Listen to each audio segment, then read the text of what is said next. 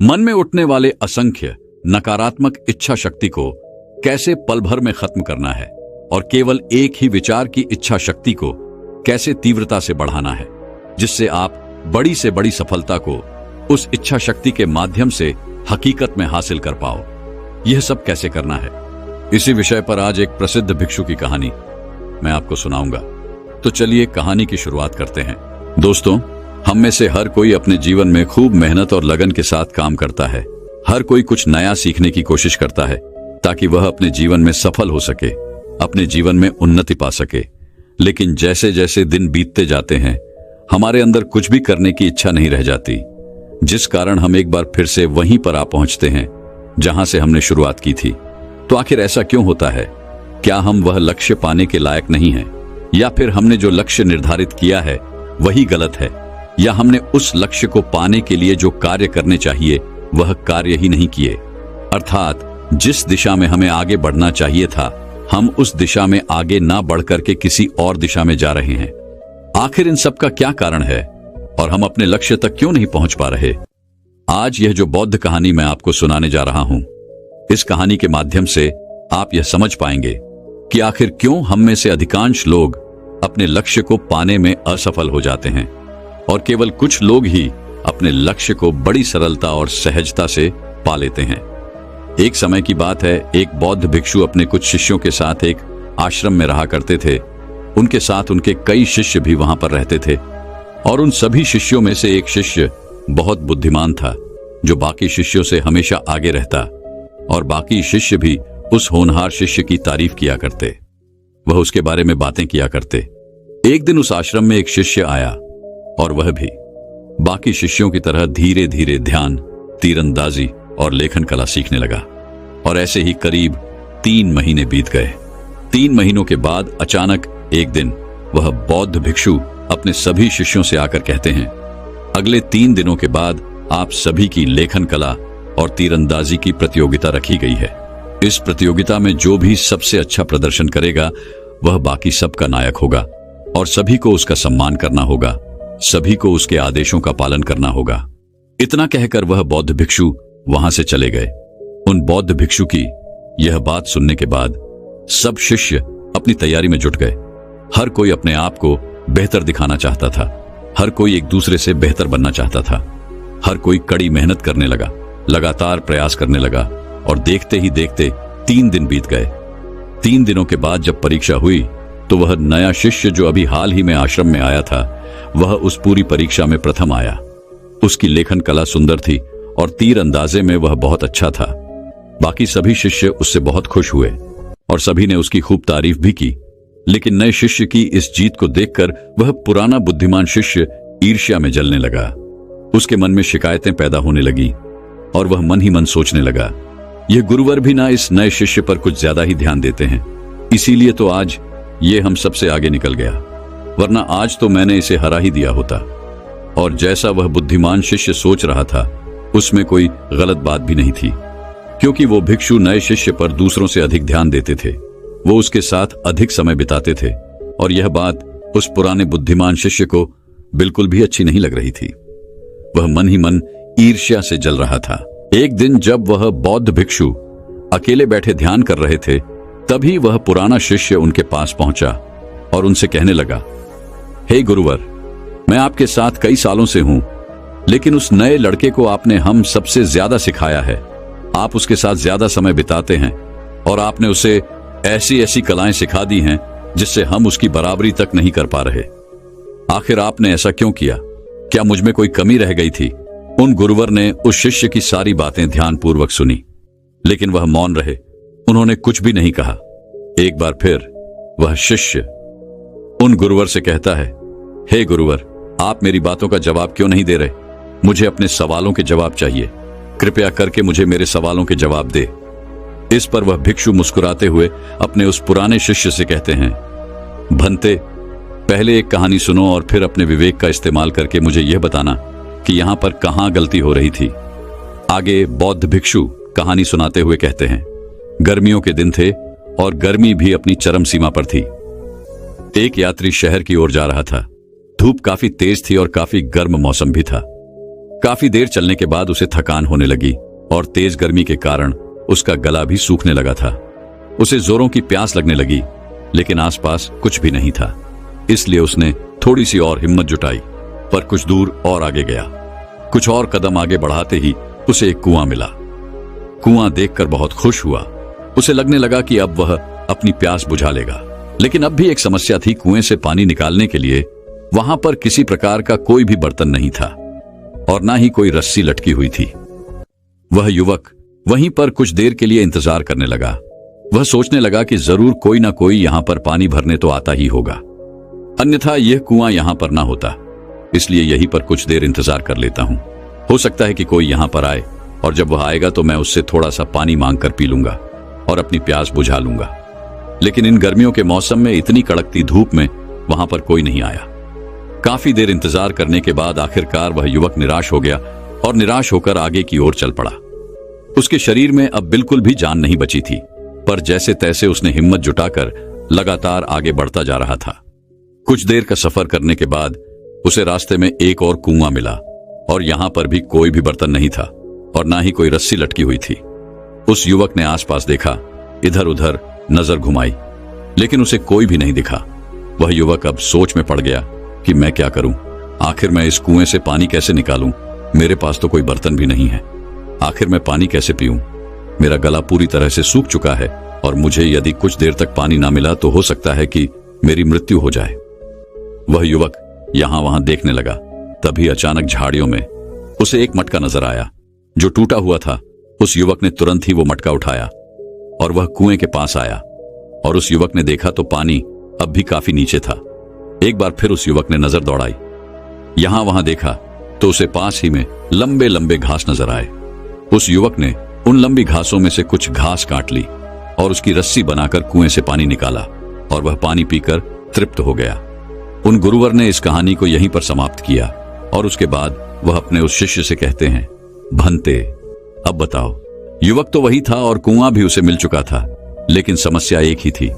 दोनों ही कुएं पर बर्तन और रस्सी नहीं थी। फिर आखिर उस युवक ने कुएं से पानी क्यों पिया? इस पर शिष्य जवाब देते हुए कहता है, हे गुरुवर, क्योंकि उसका गला सूख चुका था और उसे जोरों की प्यास लगी थी और उसे पानी पीने की तीव्र इच्छा जाग उठी थी। अगर वह पानी नहीं पीता तो उसकी जान भी जा सकती थी। इस पर वह बौद्ध भिक्षु अपने उस शिष्य से कहते हैं, बिल्कुल ठीक वैसे ही नए शिष्य और बाकी सभी शिष्यों में इच्छा की तीव्रता का अंतर है। सबसे पहले तो तुम यह समझो कि जो भी इच्छाएं तुम्हारे अंतर्मन में बैठी हुई हैं, वही समय आने पर बाहर प्रकट होती हैं और वैसे ही तुम्हें परिणाम भी मिलते हैं। इस पर वह उन गुरुवर की बात काटते हुए कहता है, हे गुरुवर, आखिर आप क्या कहना चाहते हैं? कहीं आपका अर्थ यह तो नहीं कि हमने मेहनत नहीं की? तभी वह गुरु मुस्कुराते हुए अपने उस शिष्य से कहते हैं, मेहनत तो हर कोई करता है, लेकिन हर किसी के अंतर की इच्छा अलग होती है। यहां पर हर कोई अलग अलग है। कोई दुख से बचने के लिए पढ़ रहा है, तो कोई दूसरों को दिखाने के लिए, तो कोई सच में बेहतर बनने के लिए। और जैसे उनके अंतर्मन में इच्छाएं होती हैं, वैसे ही उन्हें परिणाम भी मिलते हैं। तुम्हारे अंतर्मन में क्या चल रहा है और सच में तुम अपने भीतर से क्या चाहते हो, ये सब तुम अपने पिछले परिणामों से समझ सकते हो। पिछले परिणामों को देखकर यह जान सकते हो। इस पर शिष्य उन गुरुवर से प्रश्न करते हुए कहता है, हे गुरुवर, आपके अनुसार इंसान को वही मिलता है जो अपने अंतर्मन से चाहता है, लेकिन कभी कभी हमारे साथ ऐसा भी तो होता है कि हम चाहते कुछ और है और होता हमारे साथ कुछ और है। अर्थात हम जो नहीं चाहते वह हमारे साथ हो जाता है। ऐसा क्यों? शिष्य के इस प्रश्न का जवाब देते हुए वह गुरुवर उस शिष्य से कहते हैं, भंते, ऐसा हमारे मन में बैठी हुई उन विपरीत इच्छाओं के कारण होता है, जिसमें कुछ इच्छाएं हमें एक अलग दिशा में ले जाती हैं और वहीं पर कुछ इच्छाएं हमें दूसरी ओर खींचती हैं, जिस कारण हमारा मन विचलित होने लगता है और हम ये समझ नहीं पाते कि हम क्या करें, हम किस तरफ जाएं, हम कौन सा निर्णय लें। और जब हम थक हार कर कोई निर्णय नहीं ले पाते तो हम वहीं के वहीं रह जाते हैं। एक तरफ तुम तीरंदाज बनना चाहते हो तो दूसरी तरफ तुम्हें लगता है कि इतनी अधिक मेहनत भला कौन करेगा। इससे अच्छा तो आराम है जिसमें आनंद आता है, सुख है। तो इसका अर्थ तो यही हुआ कि तुम भीतर से सुख चाहते हो, आराम चाहते हो, तो ऐसे में तुम भला एक सर्वश्रेष्ठ धनुर्धर कैसे बन सकते हो। और तीसरी तरफ तुम्हें एक जगह ध्यान लगाना भी कठिन लगता है। ऐसे में पहली इच्छा का प्रभाव दोनों इच्छाओं को खत्म करता रहता है, और यही कारण है कि तुम एक बुद्धिमान शिष्य होते हुए भी तुम चाहते हुए भी ज्यादा नहीं सीख पाते। तभी शिष्य उन गुरुवर से एक और प्रश्न करते हुए कहता है, हे गुरु, आपने जो कुछ भी कहा वो तो बिल्कुल सत्य है, और मैं यह भी अच्छी तरह से समझ चुका हूं कि अगर मुझे सीखना है तो मुझे अपने अंतर्मन में तीव्र इच्छा पैदा करनी होगी। लेकिन हम ये भी तो पढ़ते हैं कि हमको वैराग्य विकसित करना चाहिए, एक भिक्षु को इच्छा रहित होना चाहिए। तो ऐसे में हम अपने अंतर्मन में तीव्र इच्छा कैसे पैदा करें? क्योंकि ये दोनों ही बातें अलग अलग हैं, दोनों ही बातें बिल्कुल विपरीत हैं। ऐसे में हम इच्छा और आनंद दोनों कैसे प्राप्त कर सकते हैं? गुरु मुस्कुराते हुए अपने उस शिष्य से कहते हैं, भंते, जब तुम्हारे मन में कोई इच्छा नहीं होती तो मन का अस्तित्व शून्य हो जाता है, और इस पल में आनंद तो हो जाता है। और यही वह पल है जब पूरी कायनात तुम्हारे पीछे चलती है। लेकिन हर कोई आनंद की इस स्थिति तक पहुंच नहीं पाता, यह हर किसी के लिए संभव नहीं है।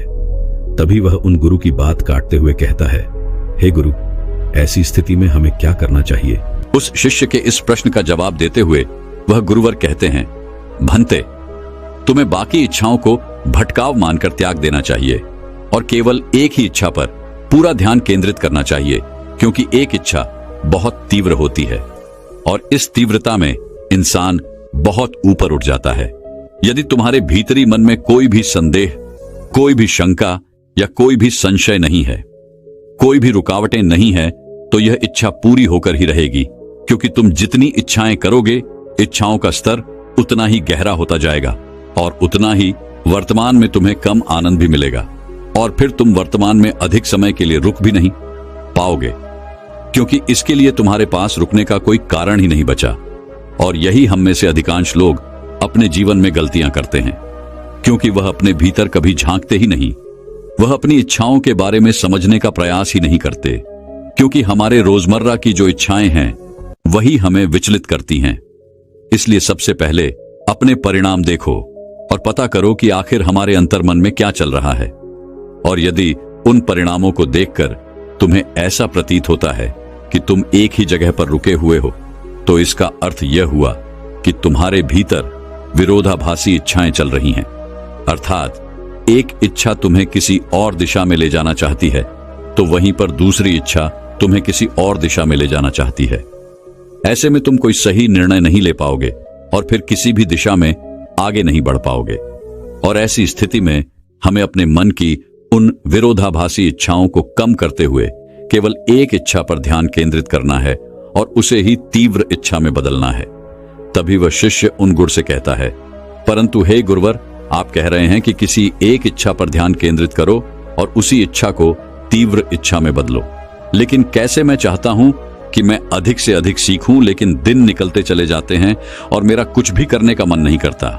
मैं चाहकर भी और अधिक सीख नहीं पाता, ना ही अभ्यास कर पाता हूं। हे गुरुवर, कृपया करके मेरा मार्गदर्शन करें, मैं क्या करूं?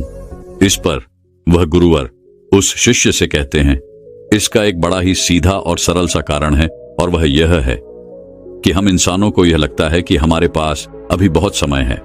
आगे वह गुरुवर अपने उस शिष्य से कहते हैं, ऐसा ही सवाल जब एक भिक्षु ने महात्मा बुद्ध से पूछा था कि मेरा ध्यान करने का मन नहीं करता, तब महात्मा बुद्ध ने उस भिक्षु को जवाब देते हुए कहा था, तुम्हारी सबसे बड़ी गलती यही है कि तुम्हें लगता है कि तुम्हारे पास बहुत समय है, और वास्तविकता तो यह है कि यह समय बिल्कुल भी मुक्त है, लेकिन अमूल्य है, और समय का इस्तेमाल तो हम कर सकते हैं, लेकिन समय को इकट्ठा नहीं किया जा सकता। समय निकल जाने पर हमें अफसोस होता है, लेकिन हम समय रहते कोई कार्य नहीं करना चाहते।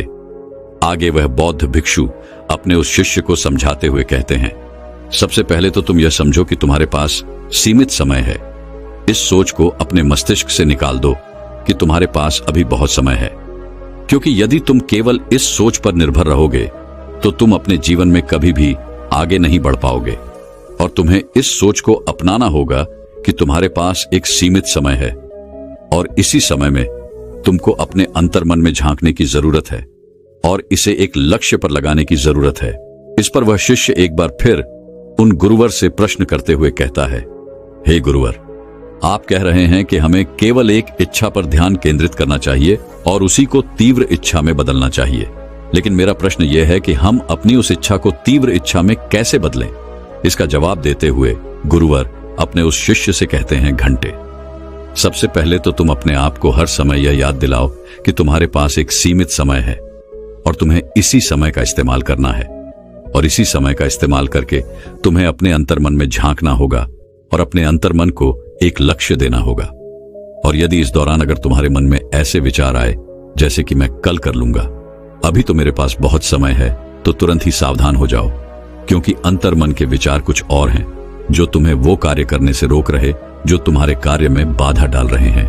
और ऐसा इसलिए हो पाता है क्योंकि हम उन्हीं आदतों के गुलाम बन चुके हैं।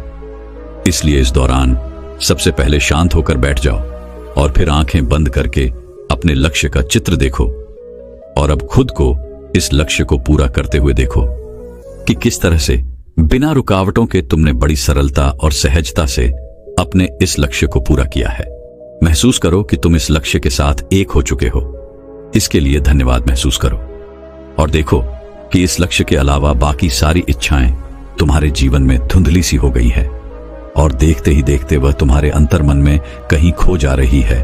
और अब सभी प्रकार की इच्छाओं से मुक्त होकर एक शांति महसूस करो, आनंद महसूस करो, और यही वर्तमान है। और इसी समय में आपको अपने लक्ष्य के लिए तीव्रता भी महसूस होगी। आप धन्यवाद महसूस कर सकते हैं क्योंकि अब आप अपने लक्ष्य के साथ एक हो चुके हैं। हर दिन सुबह उठकर और रात को सोने से पहले अपने लक्ष्य का चित्र अवश्य देखें। उस चित्र में यह देखें कि किस तरह से आप अपने लक्ष्य को बड़ी आसानी और सरलता से आपने उस लक्ष्य को प्राप्त कर लिया है और आप बहुत खुश हैं। ये महसूस करो। चित्र देखने के बाद 5 मिनट तक शांत होकर बैठ जाओ। इस तरह से तुम अपने अंतर्मन में एक तीव्र इच्छा पैदा कर पाओगे और उस तीव्र इच्छा के प्रति तुम हमेशा तत्पर रह पाओगे। और इतने सहज तरीके होने के बाद भी लोग इन कामों को टालते रहते हैं क्योंकि उन्हें लगता है उनके पास बहुत समय है और यही एक सोच उन्हें अपने लक्ष्य तक कभी पहुंचने नहीं देती। वह उन्हें कभी भी आगे नहीं बढ़ने देती। इसलिए महात्मा बुद्ध हम सबको ये याद दिलाते हैं कि आपकी सबसे बड़ी गलती यही है कि आपको लगता है कि आपके पास समय है, लेकिन इस भाग दौड़ के जीवन में आपको पता भी नहीं चलेगा कि सब अवसर आपके हाथों से कब निकल गए। आगे वह शिष्य उन गुरु से एक और प्रश्न करते हुए कहता है, हे गुरुवर, मैं यह तो अच्छी तरह से समझ गया कि मैं अपने अंतर्मन में एक तीव्र इच्छा कैसे पैदा करूं, लेकिन अब भी मेरे मन में एक प्रश्न शेष रह गया है और वह यह है कि मैं अपने अंतर्मन में बैठी हुई उन अन्य इच्छाओं को कैसे हटाऊं, मैं उनसे कैसे मुक्त हो जाऊं। इसका जवाब देते हुए गुरु अपने उस शिष्य से कहते हैं, भंते, इसके लिए तुम अभ्यास करो। तुम्हें पता भी नहीं है कि तुम्हारे भीतर कौन कौन सी इच्छाएं चली गई है, लेकिन जब तुम एक ही दिशा में चलोगे तो कुछ अंतर्मन की इच्छाएं डर, आलस और संदेह का रूप लेकर प्रकट होंगी। और यही वह समय होगा जब तुम्हें डटकर इनका सामना करना होगा, अर्थात तुम्हें इन सभी का त्याग करना होगा और अपना पूरा ध्यान केवल अपनी एक इच्छा पर बनाए रखना होगा। और यही वो तरीका है जिससे तुम बड़े से बड़ा लक्ष्य भी आसानी से हासिल कर सकते हो। इतना कहकर वह भिक्षु शांत हो गए और शिष्य के भी सभी सवालों के जवाब उसे मिल चुके थे। वह बहुत प्रसन्न था और वह उन गुरु को प्रणाम करके वापस अपनी कुटिया में लौट जाता है और ध्यान करने लग जाता है। दोस्तों, अगर आप भी अपने जीवन में कोई बड़ा लक्ष्य हासिल करना चाहते हैं तो आपको भी अपने अंतर्मन में बैठी हुई उन सभी इच्छाओं का त्याग करना ही होगा जो आपके लक्ष्य के विरोध जाती है, अर्थात जो आपको अलग दिशा में ले जा रही है। आपको तो केवल एक लक्ष्य चुनना है, एक इच्छा चुननी है और उसे तीव्र इच्छा में परिवर्तित करना है। उसके बाद आप स्वयं ही अपने लक्ष्य की ओर आगे बढ़ते चले जाएंगे। आपको केवल अपनी दिशा पर ध्यान देना है और उसमें आगे बढ़ते चले जाना है। तो दोस्तों, अब जानते हैं कि अपने अंदर के सारे नकारात्मक विचारों की ऊर्जा को कैसे नष्ट करना है। अगली कहानी के माध्यम से तो चलिए कहानी की शुरुआत करते हैं। दोस्तों, बहुत समय पहले की बात है। एक नगर में एक युवक रहता था जो बहुत परेशान रहता था। वह हमेशा किसी न किसी कार्य को लेकर संकल्प किया करता और अधिकांश बार उसका संकल्प टूट जाया करता, जिस कारण वो बहुत परेशान रहने लगा था। एक दिन खुद से परेशान होकर मनोज अपनी हथेली जोत के ऊपर रखकर खड़ा हो गया। जोत की अग्नि सीधा उसके हाथों में लग रही थी, जिस कारण उसके हाथों में अत्यधिक पीड़ा हो रही थी, लेकिन फिर भी वह अपनी हथेली वहां से हटा नहीं रहा था। वह अपनी संकल्प शक्ति को मजबूत करना चाहता था। जब भी वह कोई संकल्प लेता था तो कुछ ही समय बाद उसका वह संकल्प टूट जाता था, जिसके कारण उसके मन को बहुत पीड़ा पहुंचती थी, बहुत तकलीफ होती थी। इसलिए उसने आज यह निश्चय कर लिया था कि चाहे कुछ भी क्यों ना हो जाए, इस बार वो जो संकल्प लेगा उसे वह किसी भी कीमत पर पूरा करके ही दम लेगा। और इसीलिए उसने अपने संकल्प को मजबूत करने के लिए ही अपनी हथेली उस जलते हुए जोत के ऊपर रख रखी थी। देखते ही देखते उसके हाथों का मांस अब फटने लगा था, लेकिन फिर भी वह नौजवान युवक अपनी हथेली उस जोत से हटा नहीं रहा था। इतनी पीड़ा के बावजूद भी वह बार बार मन में अपना संकल्प दोहरा रहा था, ताकि उसका संकल्प उसके अंतर्मन तक उतर सके और वह अपने संकल्प को पूरा करने में अपना 100% दे सके और उसे किसी भी कीमत पर पूरा कर सके। और इसी दौरान वहां पर एक गुरु आ पहुंचे और उन्होंने जब यह दृश्य देखा तो उन्होंने जल्दी से उस युवक का हाथ वहां से हटा दिया और डांटते हुए उस युवक से कहते हैं, तुम कहीं पागल तो नहीं हो गए हो? आखिर ऐसा करके तुम्हें क्या मिलेगा? इस पर वे नौजवान युवक उन गुरु को समझाते हुए कहता है गुरुवर, जब भी मैं कोई संकल्प लेता हूं तो मेरा संकल्प टूट जाता है, और इसी कारण आज मैंने निश्चय किया था कि मैं अपनी संकल्प शक्ति को मजबूत करके ही रहूंगा। इस पर वह गुरु उस युवक को जवाब देते हुए कहते हैं, अपने साथ हिंसा करके तुम अपने संकल्प को कैसे मजबूत कर सकते हो? यह तो सरासर पागलपन है। आगे वे गुरु उस युवक को समझाते हुए कहते हैं, भंते, मेरी एक बात याद रखना, संकल्प वही मजबूत हो सकता है जो बिना किसी हिंसा के लिया गया हो, बिना किसी दबाव में लिया गया हो, जिसमें शुद्ध रूप से अहिंसा भरी हुई हो। ऐसा संकल्प ही तुम्हारे मन में लंबे समय तक टिक सकता है, अन्यथा तो हिंसा करके तुम अपना ही नुकसान करोगे और इससे तुम्हें कोई भी लाभ नहीं मिलने वाला। तभी वह युवक दोनों हाथ जोड़कर उन गुरुवर से कहता है गुरुदेव, तो मैं क्या करूं? मैं किस प्रकार अपनी संकल्प शक्ति को मजबूत करूं? मुझे तो कुछ भी समझ नहीं आ रहा। मैंने आज तक जब भी संकल्प लिए, मेरा हर एक संकल्प टूटता चला गया, जिस कारण मैं बहुत परेशान हो चुका हूं। मैं चाहकर भी किसी कार्य को पूरा नहीं कर पाता। मुझे तो समझ ही नहीं आता कि मैं अपना पूरा चित्त किसी एक कार्य पर कैसे लगाऊं। जब भी मैं कोई कार्य शुरू करता हूं तो शुरुआत में तो मेरे भीतर बहुत जोश होता है, बहुत उत्साह होता है, लेकिन कुछ ही समय बाद मेरी एकाग्रता पूरी तरह से नष्ट हो जाती है। मुझे समझ नहीं आता कि लंबे समय तक अपने लक्ष्य पर एक आंख कैसे रखे। पता नहीं मेरे अंदर ऐसी क्या कमी है जिस कारण मैं अपने लक्ष्य तक पहुंच ही नहीं पाता। अब तो मैं बहुत परेशान हो चुका हूं। मुझे समझ ही नहीं आ रहा कि मैं क्या करूं। कभी कभी तो मैं खुद को ही कोसता हूं, खुद से ही नाराज हो जाता हूं और खुद को ही तरह तरह के अपशब्द भी कहता हूं, और ऐसी स्थिति में मेरा दिमाग भी काम करना छोड़ देता है। ऐसी स्थिति में मुझे समझ नहीं आता कि आखिर मैं अपनी संकल्प शक्ति को किस प्रकार मजबूत करूं। मेरे सारे मित्र देखते ही देखते कामयाबी हासिल कर चुके हैं, जिन्हें देखकर मेरे घर वाले भी रोज मुझे ताना मारते हैं, तरह तरह की बातें सुनाते हैं। वो कहते हैं, बाहर निकल और जा देख, तेरे मित्र कहां से कहां पहुंच गए, और तू है कि तू तो नकारा निकला। तेरा कुछ नहीं हो सकता, ना तो तू कामयाब बन सकता है और ना ही तो कोई काम ढंग से कर सकता है। तेरा तो कुछ भी नहीं हो सकता। अपने घर वालों की ये सारी बातें सुनकर मैं बहुत तंग आ चुका हूं, और अब तो मुझे भी लगने लगा है कि मेरे घर वाले शायद सही कहते हैं कि मैं अपने जीवन में अब कभी कामयाब नहीं हो पाऊंगा। अगर मैं अपने चित्त को एकाग्र करना नहीं सीख पाया तो शायद मैं ऐसे ही मृत्यु को प्राप्त कर लूंगा, आधा अधूरा, बिना अपने लक्ष्य को प्राप्त किए। मेरा जीवन यूं ही समाप्त हो जाएगा। क्या आप मुझे इस समस्या का कोई समाधान बता सकते हैं? क्या आपके पास इस समस्या का कोई उपाय है? इस पर वह गुरु उस नौजवान युवक का कंधा सहलाते हुए कहते हैं, भंते, जो अपने मन को समझ लेते हैं वह अपने मन को एकाग्र करने में भी सफल हो पाते हैं। उनका दिमाग किसी एक कार्य पर लंबे समय तक टीक पाता है।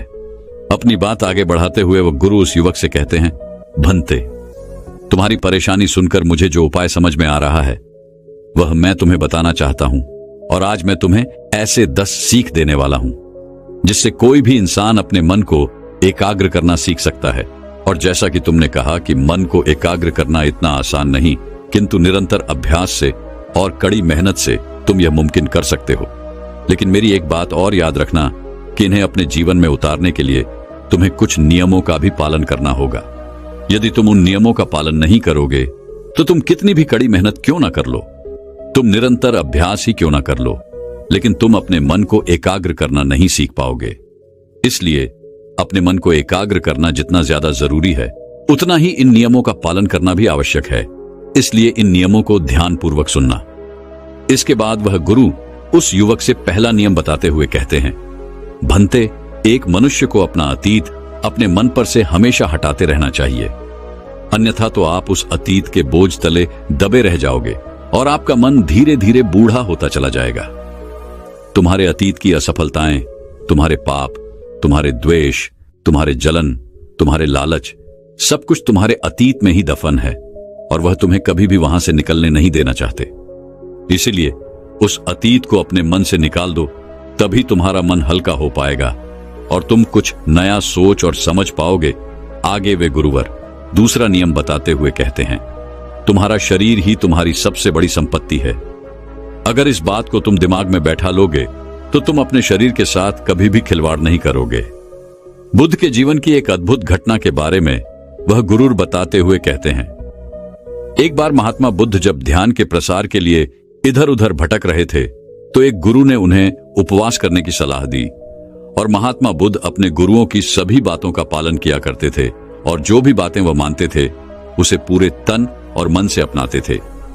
वह कभी भी कोई कार्य अधूरा नहीं करते थे, उसे पूरा करके ही दम लेते थे। इसीलिए उन्होंने उपवास के नियम को अपने जीवन का एक बहुत बड़ा हिस्सा बना लिया। लेकिन उपवास करते करते धीरे धीरे समय के साथ उनका शरीर बहुत कमजोर होने लगा था। उनकी हड्डियां साफ साफ नजर आने लगी थीं। उनका शरीर एकदम दुबला पतला सा हो गया था और एक दिन जब वह नदी पर नहाने के लिए गए थे तो नहाते नहाते अचानक वह वहीं पर बेहोश हो गए और उन्हें इस अवस्था में एक स्त्री ने देखा। वह स्त्री नदी पर पानी भरने के लिए आई थी और जब उन्होंने महात्मा बुद्ध को इस हालत में देखा तो वह उन्हें किनारे पर लाई और उन्हें होश में लाकर वह उन्हें समझाते हुए कहती है, महाराज, जब आप यहां पर आए थे तो आपके चेहरे पर एक अलग ही तेज था, अलग ही प्रकाश था, एक गरिमा थी, एक राजकुमार जैसा चेहरा था। लेकिन न जाने क्यों आप ऐसी कौन सी तपस्या कर रहे हैं जिससे आप इतने कमजोर होते जा रहे हैं और आपका शरीर इतना दुबला पतला होता जा रहा है और अब तो आपके चेहरे पर वह तेज भी नहीं रहा। आखिर ऐसा क्या खोज रहे हैं आप और ऐसी खोज का क्या मतलब? जब आपका शरीर जिंदा नहीं रहेगा तो आपको भला सत्य की अनुभूति कौन कराएगा? और आप तो इसी को खत्म करने पर तुले हुए हैं। फिर भला यह कैसी बुद्धिमानी? मैं आपसे क्षमा चाहती हूं, लेकिन आप ही बताएं महाराज, जब आपका शरीर ही नहीं रहेगा तो आप उस तपस्या के फल को पाकर क्या कर लेंगे?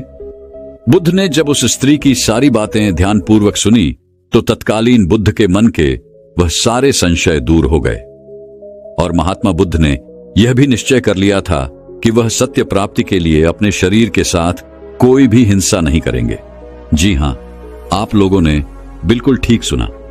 हिंसा केवल दूसरों के साथ नहीं बल्कि हम खुद के साथ भी करते हैं। खुद को तकलीफ देते हैं, खुद को परेशान करते हैं, खुद को प्रताड़ना देते हैं। ये सारी भी एक प्रकार की हिंसा ही तो है। इसलिए जिस प्रकार हम दूसरों के जीवन के प्रति अहिंसा का भाव रखते हैं, ठीक उसी प्रकार हमें अपने शरीर के साथ भी अहिंसा का भाव ही रखना चाहिए। उसकी पूरी देखभाल करनी चाहिए। आखिर वही तो हमारी सबसे बड़ी संपत्ति है। गुरुवर उस युवक को तीसरा नियम बताते हुए कहते हैं, चांद, सूरज और सत्य ये ज्यादा दिन तक छुपे नहीं रह सकते, इसलिए हमेशा सच बोलो। झूठ का सहारा कभी भी मत लेना, सिर्फ सत्य बोलो, क्योंकि यह छोटी सी आदत आपके जीवन में बहुत बड़ा बदलाव लाती है। इसके बारे में आप खुद भी नहीं जानते, किंतु यदि आप इस आदत को अपनाएंगे, इसे आजमाएंगे, तो आपको खुद ब खुद ही यकीन होने लगेगा। आप इसका अनुभव करने लगेंगे कि सत्य बोलना अपने आप में ही एक असीम शक्ति है। आपने देखा होगा कि ज्यादातर लोग बेवजह झूठ बोलते रहते हैं, जैसे उनकी आदत सी हो गई है, और वह हर बात पर आपको झूठा ही जवाब देंगी। जहां उन्हें झूठ बोलने की भी आवश्यकता नहीं होती, वहां पर भी वह झूठ ही कहते हैं, और इसी कारणवश वह जीवन में कभी आगे नहीं बढ़ पाते, क्योंकि जहां पर उन्हें अपने आप से सत्य कहने की आवश्यकता होती है, वहां पर भी वो अपने आप से झूठ ही कहते हैं।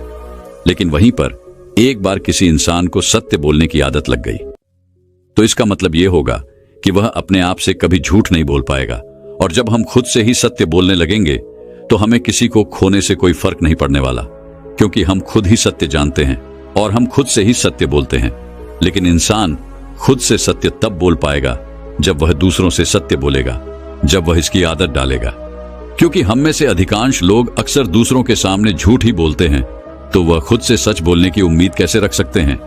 सत्य बोलना आपके भीतर निर्मलता लाता है, आपका मन साफ और स्पष्ट हो जाता है, आपके मन में किसी प्रकार का तनाव नहीं रहता और आप चिंता मुक्त हो जाते हैं, जिससे आप कई और पहलुओं पर विचार कर सकते हैं। आगे वह गुरुवर उस युवक को अगला नियम बताते हुए कहते हैं, गधों की भीड़ में चलने से अच्छा है कि घोड़ा अकेले ही चले। अगर तुम्हें अपने आध्यात्मिक उन्नति के लिए कोई साथी नहीं मिल रहा, कोई संगति नहीं मिल रही, तो तुम अकेले रहना सीखो। बेवकूफों की संगति में पड़े रहने से अच्छा है कि तुम खुद के लिए कदम उठाओ, खुद को जानो, खुद को पहचानो। क्योंकि यदि तुम उन बेवकूफों की संगत में रहोगे तो वे लोग तुम्हारा केवल फायदा ही उठाने वाले हैं। वह तुम्हें धोखा देंगे, तुम्हें तकलीफ देंगे, जिससे तुम्हारे अंतर्मन को भी एक गहरी पीड़ा पहुंचेगी, जिस कारण तुम्हारा अंतर्मन कभी किसी पर विश्वास नहीं कर पाएगा। और जब तुम्हारा अंतर्मन किसी पर विश्वास नहीं कर पाएगा, तब तुम खुद पर विश्वास कैसे कर पाओगे? और इन सब का कारण होता है हमारी गलत संगति, क्योंकि हम अधिकांश बार ऐसे लोगों के साथ रहना पसंद करते हैं जिन्हें मौज मस्ती करना अच्छी लगती है, जिन्हें अपना समय बर्बाद करना अच्छा लगता है। वे लक्ष्य की नहीं बल्कि बेफजूल की बातें करते हैं, बेफजूल के कामों पर ध्यान देते हैं। इससे अच्छा है तुम अकेले रहो, खुद के बारे में सोचो, कुछ बड़ा सोचो। अकेले रहने की इस ताकत को पहचानो, क्योंकि यहां पर अपना कोई नहीं होता। आगे वह गुरुवर उस युवक को अगला नियम बताते हुए कहते हैं, भंते जो तुम्हारे पास पहले से ही है उसकी कद्र करना सीखो। क्योंकि एक इंसान हमेशा ही पहले से अधिक की ख्वाहिश रखता है, हमेशा वे ज्यादा की ख्वाहिश रखता है, और उस ख्वाहिश में, उस उम्मीद में, उस महत्व आकांक्षा में वह यह भूल जाता है कि उसके पास पहले से क्या मौजूद है। उसकी वह कद्र नहीं कर पाता। और यह बात तो आपने सुनी होगी कि जब हम किसी की कद्र नहीं करते तो वह चीज भी हमसे छिन जाती है। चाहे आप इसमें अपना हुनर ही ले लीजिए, चाहे किसी इंसान के साथ अपने संबंध ले लीजिए।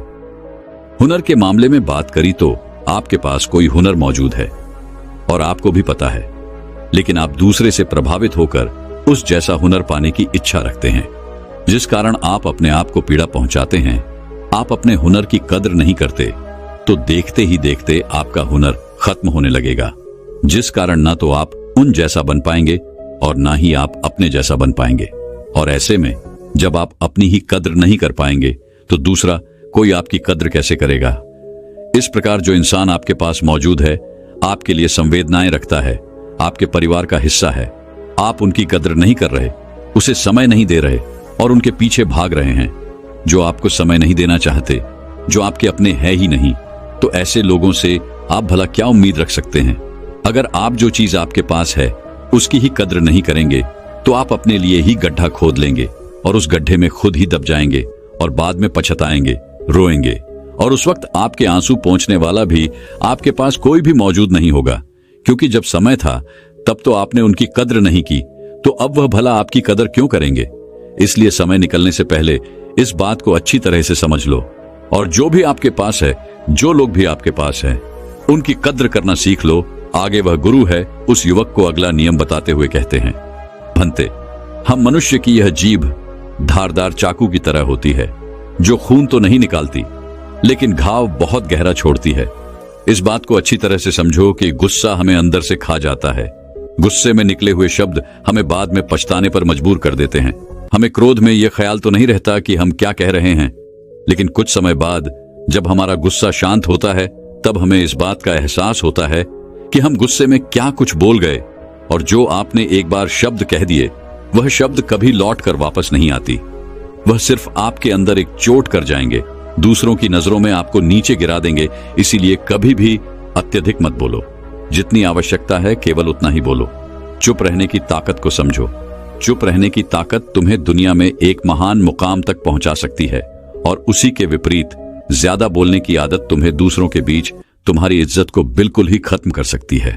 और ऐसी अवस्था में कोई भी तुम्हारी बात पर ध्यान नहीं देगा और तुम बेवजह बोलते चले जाओगे। कोई भी तुम्हारी तरफ देखना तक पसंद नहीं करेगा। आगे वह गुरु अरे उस युवक को अगला नियम बताते हुए कहते हैं, हमारा दिमाग ही सब कुछ है। जैसा तुम सोचते हो वैसा ही बन जाते हो, इसलिए हमेशा बड़ा सोचो, सकारात्मक सोचो। आगे वे गुरु अपनी बात को अच्छी तरह समझाते हुए उस युवक से कहते हैं, हमारे विचार तरंगों की भांति होते हैं। तरंग दोनों प्रकार की होती है, नकारात्मक और सकारात्मक। जिस प्रकार के विचार हमारे अंदर उठते हैं उस प्रकार की तरंगे हमारे इर्द गिर्द पैदा होती जाती हैं।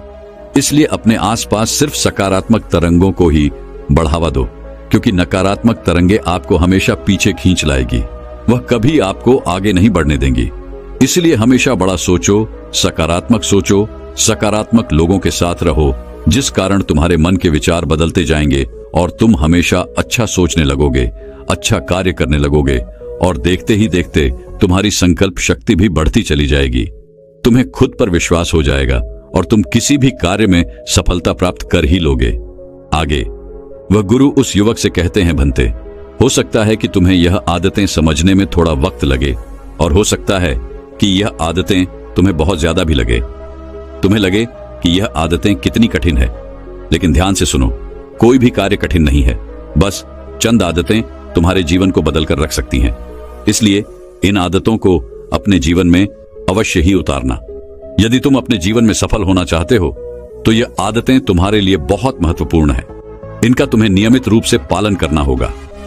आगे गुरु उस युवक को सभी आदतें एक बार फिर से समझाते हुए कहते हैं, सबसे पहली आदतें, हमें अपने मन से अतीत के वो सारे दोष, सारे पाप, सारी तकलीफें, सारी समस्याएं अपने मन से निकालते हुए आगे बढ़ते जाना चाहिए, ताकि हम उस बोझ से दबे ना, बल्कि हमारा मन हल्का हो जाए। हम अच्छी तरह से सोच विचार कर सकें, हम अच्छी तरह से निर्णय ले सकें। दूसरी आदत, तुम्हारा शरीर ही तुम्हारी सबसे बड़ी संपत्ति है। इसका अच्छी तरह से ख्याल रखो। यदि इस संपत्ति का तुम अच्छे से ख्याल नहीं रखोगे तो फिर तुम अपने जीवन में सब कुछ पाकर भी कुछ नहीं पा पाओगे।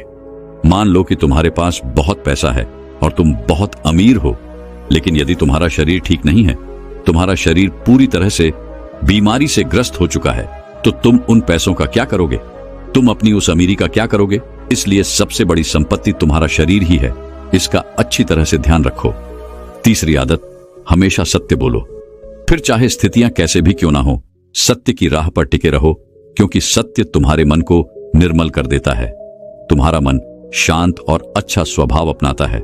तुम्हारे मन में किसी प्रकार का छल कपट नहीं रह जाता और ना ही तुम्हारे मन पर किसी प्रकार का बोझ रह जाता है। चौथी आदत, हमेशा अच्छे लोगों की संगति में रहो। यदि तुम बुरे लोगों की संगति में रहोगे तो तुम हमेशा बुरा कार्य ही करोगे। तुम चाहकर भी कभी अच्छा सोच नहीं पाओगे और ऐसी स्थिति में तुम अपने लिए कभी भी कुछ अच्छा नहीं कर पाओगे। इसलिए हमेशा अच्छे लोगों की संगति में रहो, फिर चाहे इसके लिए तुम्हें अकेले ही क्यों ना रहना पड़े। अपने सफर को अकेले ही तय करो। पांचवी आदत, जो कुछ बोलो सोच समझकर बोलो, कम बोलो, अन्यथा चुप रहो। आपने देखा होगा कि कई लोग अधिकांश समय बेवजह की बातें करते रहते हैं, जबकि उनकी बातों का कोई भी अर्थ नहीं होता, और कई लोग तो उनकी बातों पर ध्यान तक नहीं देते, क्योंकि वो अच्छी तरह से जानते हैं कि उसकी बातें सुनकर उन्हें कोई भी लाभ नहीं मिलने वाला। इसलिए बेवजह की बातें करने से अच्छा है कि आप कम बोले, जो बोले अच्छा बोले। छठी आदत, अहिंसा का रास्ता अपनाएं। खुद के साथ कभी हिंसा नहीं करनी चाहिए, क्योंकि हम में से अधिकांश लोग खुद को कोसते हैं, खुद को दोष देते हैं, खुद को प्रताड़ना देते हैं, तरह तरह की तकलीफें देते हैं, और यह सभी हिंसाएं हम अपने साथ करते हैं, हम अपने शरीर के साथ करते हैं, जिस कारण हमारा शरीर देखते ही देखते कमजोर होने लगता है और इस बात का हमें तनिक भी एहसास नहीं होता। हमें तो लगता है कि हमें इस बीमारी ने घेर रखा है, किंतु आप यदि अपने विचारों पर ध्यान देंगे तो आप यह समझ जाएंगे कि अधिकांश आपके विचार ही आपके शरीर को कमजोर बनाने में आपकी सहायता कर रहे हैं। इसलिए अपने विचारों को मजबूत बनाएं, सकारात्मक सोचें, अच्छा सोचें, जिससे आपका शरीर भी मजबूत बनने लगेगा। सातवीं आदत, जो कुछ हम सोचते हैं आखिर में हम वही बन जाते हैं। इसलिए हमेशा सकारात्मक सोचें, अच्छा सोचें, बड़ा सोचें। इतना कहकर वह गुरुवर उस युवक से कहते हैं, भंते, तुमने ये 7 आदतें अपने जीवन में उतार ली तो तुम पूरी तरह से बदल जाओगे। तुम्हारी एकाग्रता अपने आप ही बढ़ती चली जाएगी यदि तुम निरंतर ध्यान के साथ इन सभी नियमों का पालन करते हो, इन सभी नियमों को अपने जीवन में उतारते हो, तो तुम अपने जीवन में अवश्य ही सफलता प्राप्त कर पाओगे। फिर चाहे वह लक्ष्य कितना भी बड़ा क्यों ना हो, कितना भी कठिन क्यों ना हो, तुम उस तक अवश्य ही पहुंचोगे। इतना कहकर वह गुरुवर शांत हो गए और वह युवक अच्छी तरह समझ चुका था कि वह अपने जीवन में क्या गलतियां कर रहा था।